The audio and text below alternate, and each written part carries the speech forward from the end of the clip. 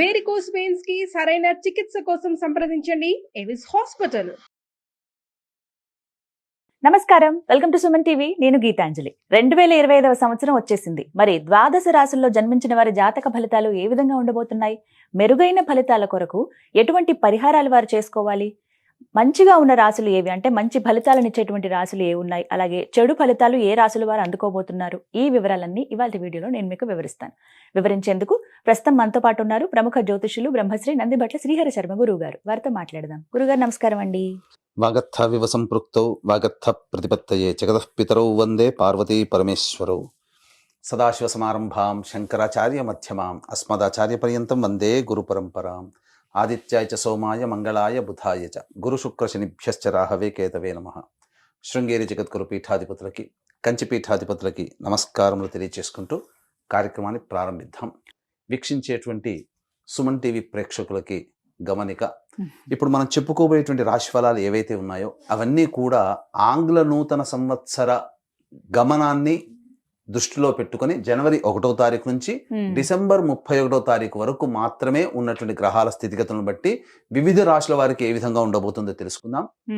మనకు సాంప్రదాయానుసారంగా వచ్చేటువంటి ఉగాది నుంచి ప్రారంభమయ్యేటువంటి రాశి ఫలితాలని, అనగా వచ్చే విశ్వావసునామ సంవత్సరానికి సంబంధించి ఉగాది ప్రారంభమయ్యడానికి అంటే ముందుగా మళ్ళీ ఆ యొక్క ఉగాది సందర్భంగా మళ్ళీ వివిధ రాశుల వారికి సంబంధించి రాశుల ఫలితాలు ఇవ్వడానికి ప్రయత్నం చేస్తాను. కాబట్టి ఇటువంటి దాంట్లో ప్రపంచమంతా అంగీకరిస్తున్నటువంటిది 2025 నూతన సంవత్సరం. అదేవిధంగా మనము కూడా ఆంగ్ల నూతన సంవత్సరం అనేటువంటి భావనతో ఈ యొక్క కార్యక్రమం చేస్తున్నాం. అదే ఉగాది నాడైతే మార్చి 29వ తారీఖు నుంచి మళ్ళీ 2026-28 వరకు ఉండేటువంటి గమనం వరకు ఉండేది చెప్పేటువంటిది. అవి మనం మరియు వీడియోలో తెలియజేసుకుందాం. అదే అడగబోతున్నాను గురుగారు. అంటే సాధారణంగా ఒకటే ప్రశ్న అడుగుతారు, ఉగాది కదా అసలు చెప్పాలి జాతక ఫలితాలు అనేవి, ఈ లోపు ఏంటి అంటే ఒక సాంప్రదాయంగా అది కొనసాగిపోతుంది. అంటే మనకేమని చెప్పబడింది అంటే, ధర్మం ఏం చెప్పబడింది శాస్త్రంలో అంటేనమ్మా, ప్రపంచమంతా ఏది ఒక విషయం గురించి ఒక తాటి మీద ఉంటుందో అది ధర్మమే కూర్చుంటుంది, శాస్త్రమే కూర్చుంటుంది. ఇక మరి ద్వాదశ రాశుల వారి జాతక ఫలితాలు తెలుసుకుందాం. ముందుగా గ్రహస్థితులు ఏ విధంగా ఉన్నాయో తెలియచేస్తారా? జనవరి 1, 2025 నుంచి. ఇక గ్రహస్థితిలో గనక గమనించుకున్నట్లయితే ముఖ్యంగా గురువు 9th మే వరకు కూడాను ఈ వృషభ రాశిలో సంచారం చేస్తున్నాడు. 9th మే నుంచి మిథున రాశిలోకి సంచారం, 9th మే నుంచి సెప్టెంబర్ 27వ తారీఖు వరకు. ఇక సెప్టెంబర్ 28 నుంచి నవంబర్ 11వ తారీఖు వరకు కర్కాటక రాశిలో. ఇక నవంబర్ 12వ తారీఖు నుంచి డిసెంబర్ 28 వరకు కర్కాటక రాశిలోనే వక్రీకరించే స్థితి పొంది ఉండడం. ఇక శని భగవాన్ల వారిని కనుక చూసుకున్నట్లయితే 15 ఏప్రిల్ వరకు కుంభరాశిలో సంచారం చేస్తున్నారు. 16 ఏప్రిల్ నుంచి అక్టోబర్ 9వ తారీఖు వరకు మీనరాశిలో సంచారం. ఈ మధ్య కాలంలో జూలై 8వ తారీఖు నుంచి వక్రీకరించి మీనరాశిలోనే సంచారం చేస్తున్నాడు.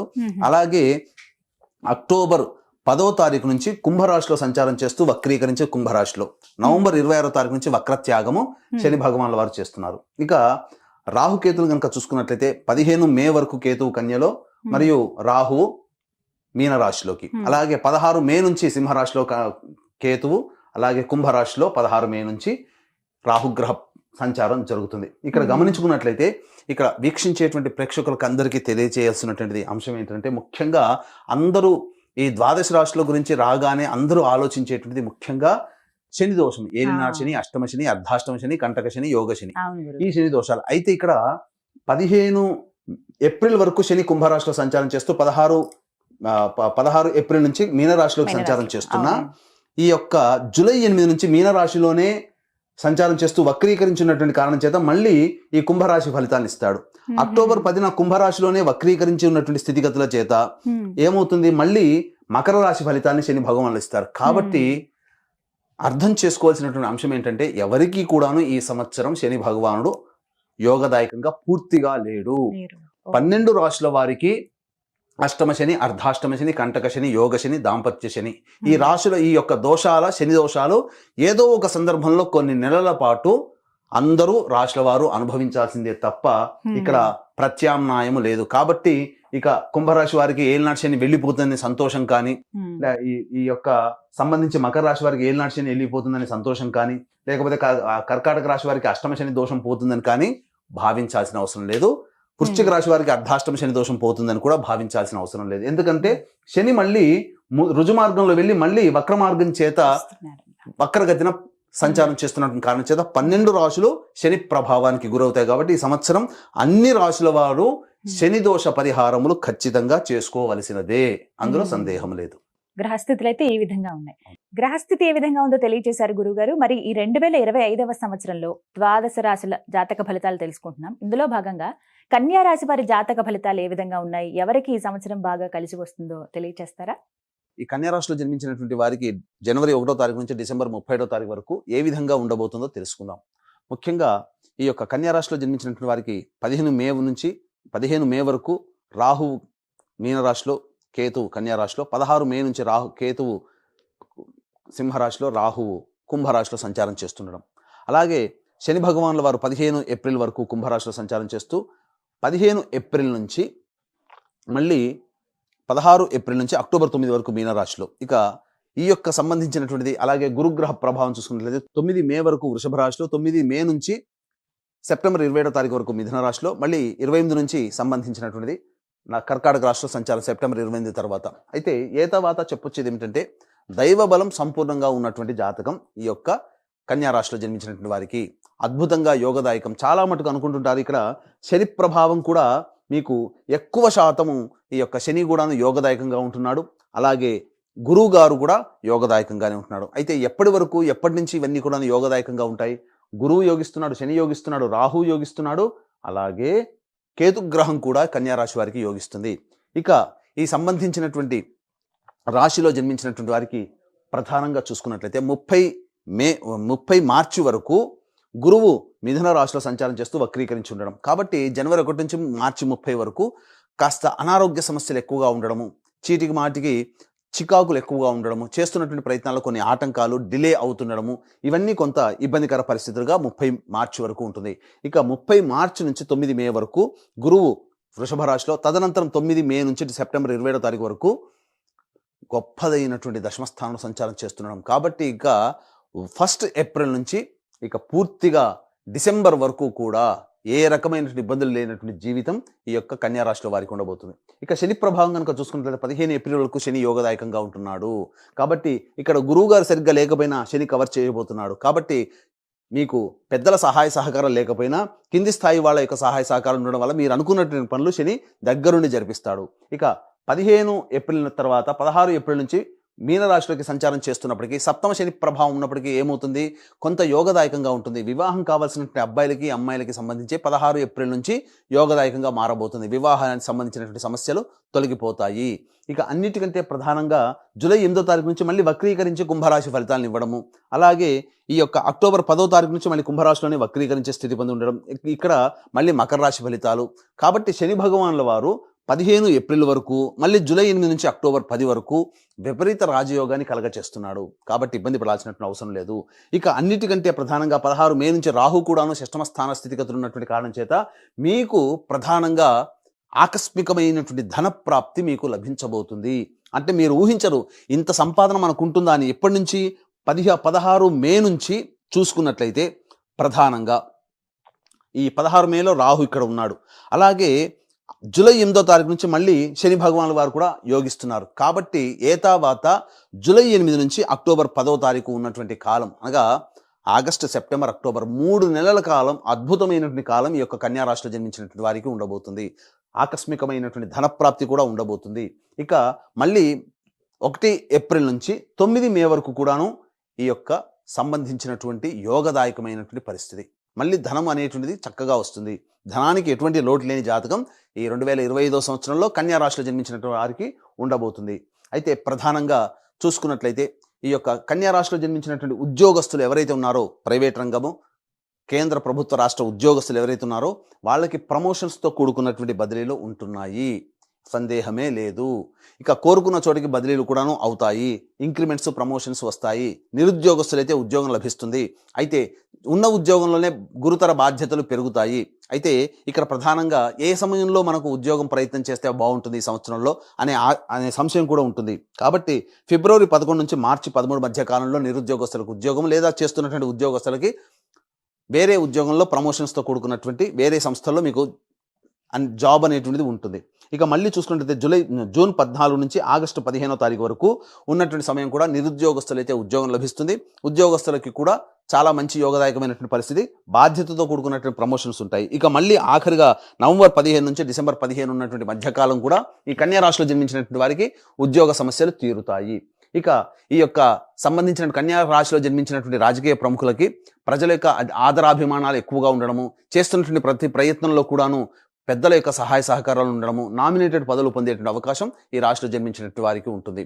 ఇక అన్నిటికంటే ప్రధానంగా సినీ కళారంగంలో ఉన్నటువంటి వాళ్ళు నాటక రంగము, నాట్యము, సాహిత్యము, అలాగే సంగీతము, TV serials, social media, electronic and printing media రంగంలో ఉన్నటువంటి వారికి చక్కటి అవకాశాలు వస్తాయి. జూలై 8 నుంచి అక్టోబర్ 10వ తారీఖు మధ్య కాలంలో ధన రాబడి చాలా ఎక్కువగా ఉంటుంది. మీరు ఊహించిన దానికంటే ఎక్కువగా మీకు ధనము అనేటువంటిది సమకూరుతుంది. ప్రజాదరణ కూడా ఎక్కువగానే ఉంటుంది. ఈ యొక్క కన్యా రాశిలో జన్మించినటువంటి విద్యార్థులకైతే ప్రధానంగా శ్రమకు తగ్గినటువంటి ప్రతిఫలం ఉంటుంది. కోరుకున్న చోట మీకు విద్యాలయాల్లో ప్రవేశం అనేటువంటిది ఉంటుంది.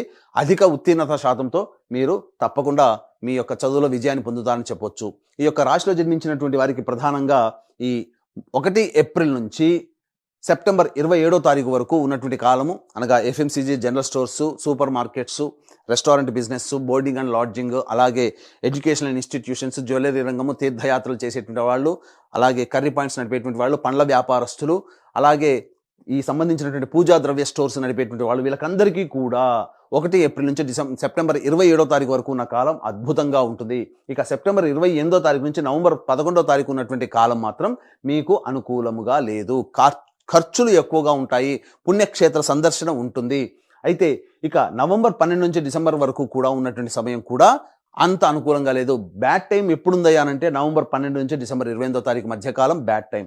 ఇక గమనించుకున్నట్లయితే ప్రధానంగా ఈ సంబంధించినటువంటి ఎడిబుల్ ఆయిల్స్, స్టీల్ రంగంలో, అలాగే ఐరన్ రంగంలో ఉన్నటువంటి వాళ్ళు, అలాగే ఈ సంబంధించినటువంటి కింది స్థాయి ఉద్యోగస్తులు ఎవరైతే ఉంటారో, అలాగే ఏసీ షోరూంలు, ఏసీలు వంటి వాటికి సంబంధించినటువంటి వాటిలో పనిచేసేటువంటి వాళ్ళు, ఇక మైనింగ్ వ్యాపారస్తులు, ఇట్లాంటి రంగంలో ఉన్నటువంటి వారికి, పెట్రోల్ బంకులు నడిపేటువంటి వాళ్ళకి, కన్యా రాశిలో జన్మించినటువంటి వారికి శని భగవానుడు అత్యంత రాజయోగప్రదుడుగా ఉండడం తద్వారా మంచి యోగ స్థితి ఉంటుంది. ఇక గమనించుకున్నట్లయితే ఈ యొక్క కన్యా రాశిలో జన్మించినటువంటి రైతులు ఎవరైతే ఉంటారో వాళ్ళకి 2 పంటలు కూడాను అధిక ధన రాబడి అనేటువంటిది ఉండబోతుంది. ఈ యొక్క లాయర్లు కానీ, అలాగే రియల్ ఎస్టేట్ రంగంలో ఉన్నటువంటి వారు అద్భుతమైనటువంటి యోగదాయకమైనటువంటి పరిస్థితిని పొందుతారు. చెప్పాను కదా, మే 9 నుంచి సెప్టెంబర్ 27 మధ్య కాలంలో మంచి లాభసాటితో కూడుకున్నటువంటి వ్యాపారం అనేటువంటిది ఉంటుంది. నూతన వ్యాపారం అనేటువంటిది చేస్తారు. కొత్త ప్రాజెక్టులు అనేటువంటివి మీ చేతికి వస్తాయి. ఊహించని విధంగా ప్రాజెక్టులని ఈ సంవత్సరంలో కంప్లీట్ చేసుకోవడానికి అవకాశాలు ఎక్కువగా ఉన్నాయనేటువంటి విషయాన్ని గమనించుకోవాలి. ఇక ఈ రాశిలో జన్మించినటువంటి స్త్రీలకి కుటుంబంలో మర్యాద పెరుగుతుంది. మిమ్మల్ని చూస్తేనే ఒక గౌరవభావం అనేటువంటి వస్తుంది. గురుతర బాధ్యతలు అనేటువంటి పెరుగుతాయి. మీ బాధ్యతల్ని మిగతా వ్యక్తులు కూడా షేర్ చేసుకుంటారు. తద్వారా మీరు ఎక్కువ కష్టపడకుండానే గొప్ప పేరు ప్రతిష్టలు పొందే అవకాశం ఉంటుంది. ఉద్యోగినిలో అయితే కొంత కష్టపడక తప్పదు. అయితే ఈ యొక్క రాశిలో ఉన్నటువంటి స్త్రీలకి ప్రధానంగా సంతాన ప్రాప్తి కలిగేటువంటి అవకాశం గోచరమవుతుంది. ఎప్పటి నుంచి? మే 1వ తారీఖు నుంచి, అనగా ఏప్రిల్ 1వ తారీఖు నుంచి సెప్టెంబర్ 27 ఉన్నటువంటి మధ్యకాలంలో మంచి జరుగుతుంది, అనగా సంతాన ప్రాప్తి అవుతుంది. ఈ యొక్క రాశిలో జన్మించినటువంటి స్త్రీ పురుషులకి ఖచ్చితంగా వివాహ యోగ్యతలు అనేటువంటివి ఉంటున్నాయి. కాబట్టి మంచి జరుగుతుంది.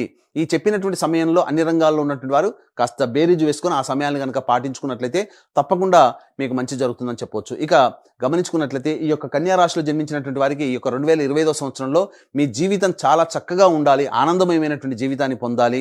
మీ యొక్క జాతకము మీకు వివాహం అయ్యుంటే కనుక మీ భర్త, మీ భార్య, పిల్లల జాతకం మీ మీద ప్రభావం చూపుతుంది. వివాహం కాకపోతే తల్లిదండ్రులు, తోడబుట్టిన వాళ్ళ జాతకం కూడా మీ మీద ప్రభావం చూపుతుంది. కాబట్టి ఈ 2025 సంవత్సరంలో మీ యొక్క సంకల్పం సంపూర్ణంగా నెరవేరాలి అనేటువంటి సదుద్దేశముతో సర్వదోష నివారణ పూజలు, హోమాలు, జాతకరీత్యా కలుగు విద్య, వివాహ, ఉద్యోగ, దాంపత్య, సంతాన, అనారోగ్య సమస్యల నివారణకి, అలాగే ఈ సంవత్సరం అంతా కూడాను శని భగవాను వారు 12 రాశుల వారిని ప్రభావితం చేయబోతున్నారు. 12 రాశుల వారికి శని ప్రభావం ఉంటుంది. అయితే ఈ యొక్క సంబంధించినటువంటి దోష నివారణార్థమే సర్వదోష నివారణ పూజలు, హోమాలు ప్రతి నెల ఒక్కొక్క పుణ్యక్షేత్రంలో ఈ 2025 సంవత్సరం అంతా కూడా మీ కుటుంబ సభ్యుల గోతనామాలతో చేయించడం జరుగుతుంది. దీనికి శ్రీకారం జనవరి 13వ తారీఖు రోజున చుట్టబోతున్నాము. తద్వారా మీకు అన్నీ కూడాను మీ కుటుంబ సభ్యుల అందరి గోతనామాలతో ఈ యొక్క సర్వదోష నివారణ పూజలు, హోమాలు ప్రతి నెల జరిపించడం జరుగుతుంది. అలాగే తండ్రి వైపు, భర్త వైపు 6 తరాలు, భార్య వైపు, తల్లి వైపు 3 తరాల్లో కుటుంబంలో ఏమైనా దుర్మరణాలు ఉన్నా, అలాగే మీ కుటుంబ సభ్యులు 60 సంవత్సరాల లోపల liver problem, kidney problem, cancer రోగాలతో మరణించినా లేదా 60 సంవత్సరాల లోపల ఏ విధంగా చనిపోయినా వాటిని పితృదోషం అంటారు. ఇట్టి పితృదోష నివారణకి పీఠం ఆధ్వర్యంలో ప్రతి నెల ఈ పితృదోష నివారణ కార్యక్రమాలు అనేటివి చేయించడం జరుగుతుంది. ఇక గమనించుకున్నట్లయితే సర్వే సర్వత్రా మీకు మంచి జరగాలనే సదుద్దేశంతో ఈ కార్యక్రమాలు చేయించడం జరుగుతుంది. మరి కన్యా రాశి వారు మెరుగైన ఫలితాలు పొందాలంటే గనక వారు ఎటువంటి పరిహారాలు చేసుకోవాలంటారు? ఈ యొక్క కన్యా రాశిలో జన్మించినటువంటి వారికి 2025 సంవత్సరంలో సమస్యలు తీరిపోవాలి అని అనుకుంటే ప్రధానంగా పౌర్ణమి రోజున గురు చరిత్ర పారాయణం ప్రారంభం చేయండి. పౌర్ణమి రోజున పూర్తి చేయండి, ప్రారంభించి పూర్తి చేయండి. ఇది చాలండి. ప్రతి నెల ఇది చేసుకుంటే మీకున్నటువంటి సర్వ సమస్యలు కూడా తొలగిపోతాయి. వీలు కుదిరినప్పుడల్లా శివాలయ సందర్శన చేసుకోవడం ద్వారా మీకు మంచి జరుగుతుందని చెప్పవచ్చు. ఇక చెప్పినటువంటి విషయాల కంటే ఇంకా విభిన్నంగా మీ జీవితం ఉందంటే మీ యొక్క జన్మజాతకంలోని నడుస్తున్నటువంటి గ్రహ దశాంతర దశల ప్రభావాలు. కావున దగ్గరలోని మంచి ఉపాసనా పరులైనటువంటి జ్యోతిష్యుని సంప్రదించి వారి సలహాలు సూచనలు కనుక పాటించినట్లయితే మరింత మెరుగైనటువంటి జీవితాన్ని పొందుతారని ఆశిస్తూ సర్వం శ్రీ ఉమామహేశ్వర పరబ్రహ్మార్పణమస్తు. చాలా చక్కగా వివరించారు గురుగారు. ధన్యవాదాలండి.